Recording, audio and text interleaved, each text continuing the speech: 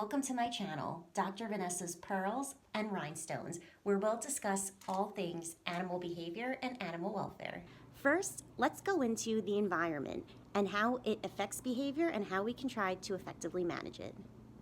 First, let's talk about genes. So genes, which are found within the cells in our body, act as instructions within our DNA. So there's the two strands of DNA, which we inherit from either parent. And they provide the blueprint for the behavioral and physical traits that we and other animals display. So for example, studies have found that compulsive disorder in dogs is associated with a variation inherited in one such gene, for example, called CDH2. Interestingly enough, this gene is also being used to study humans on the autism spectrum who might exhibit similar behaviors like repetitive motions. Anyway, what this means is that a dog that inherits a variation in the CDH2 gene may be more at risk for exhibiting compulsive behavior. Similarly, to talk about another gene tied to a behavioral trait, behaviorists have also found that the gene IGF-1 or a variation within that gene might also be associated with the displaying of owner-directed aggression and separation anxiety in dogs. Long story short, just because an animal may inherit a variation in one or more of these genes does not automatically imply that the animal is going to subsequently display any of these behavioral disorders or personality traits. Whether or not the inherited gene is actually expressed, and we see that as a behavior, is influenced by many outside factors. For example, the medications that we take, medical disorders, and also the surrounding environment. This is known as epigenetics, like I mentioned in the previous video. So how might a gene go from one microscopic little molecule to an actual behavioral trait that an animal exhibits? Because we are talking about behavior and psychology, let's talk about the nervous system and the brain.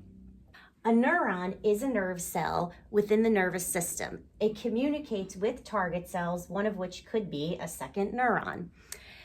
These neurons contain the very genes that we were just talking about, which may or may not be expressed, and in combination ultimately turn into the personality traits that an animal exhibits. In order for the receiving nerve cell to express one of these genes, the initial sender neuron, so to speak, must release a neurotransmitter. A neurotransmitter such as serotonin or dopamine, which are some neurotransmitters that you may have heard of, are chemicals which contain a message that dictates what the receiving neuron will do, such as express or silence one of its genes.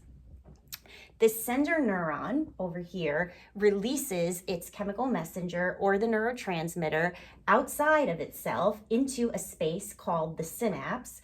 And the synapse is the space between the sender and the recipient neuron, which allows them to communicate and by passing these chemical messengers or neurotransmitters. The neurotransmitter, which is blue over here, and the names are serotonin and dopamine as an example, enter into the synapse, and then they attach to this blue receptor here on the receiving neuron.